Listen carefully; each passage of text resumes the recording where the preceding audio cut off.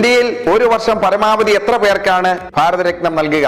ഭാരതരത്ന പരമാവധി 3 പേർക്കാണ് മുൻകാലങ്ങളിൽ നമ്മൾ കണ്ടിട്ടുള്ളത്. ഒരു വർഷം മാത്രമാണ് 4 പേർക്ക് ഭാരതരത്ന അവാർഡ് ചെയ്തിട്ടുള്ളത്. 2024 5 പേർക്ക് ഭാരതരത്ന കൊടുത്തിരിക്കുകയാണ്. 1954 ആരംഭിച്ച ഭാരതരത്നയുടെ ചരിത്രത്തിൽ 70 വർഷങ്ങൾക്ക് ശേഷമാണ് ആദ്യമായി ഇത്തരമൊരു തീരുമാനമുണ്ടാകുന്നത്.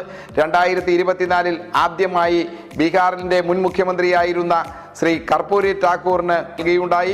തുടർന്ന് 2 ദിവസങ്ങൾക്ക് ശേഷമാണ് മുൻ ഉപപ്രധാനമന്ത്രിയും ആഭ്യന്തരമന്ത്രിയുമായിരുന്ന ശ്രീ ലാൽകൃഷ്ണ അദ്വാനിക്ക് ഭാരതരത്നം നൽകിയത്. തുടർന്ന് 3 പേർക്ക് ഭാരതരത്നം കൊടുത്തു. അത് ശ്രീ PV നരസിംഹറാവു, ചൗധരി ചരൺ സിംഗ്, ഇവർ രണ്ടും മുൻ പ്രധാനമന്ത്രിമാരായിരുന്നു. മറ്റൊന്ന് ശ്രീ MS സ്വാമിനാഥനാണ്, കാർഷിക ശാസ്ത്രജ്ഞൻ, കേരളത്തിൽ നിന്നുള്ള.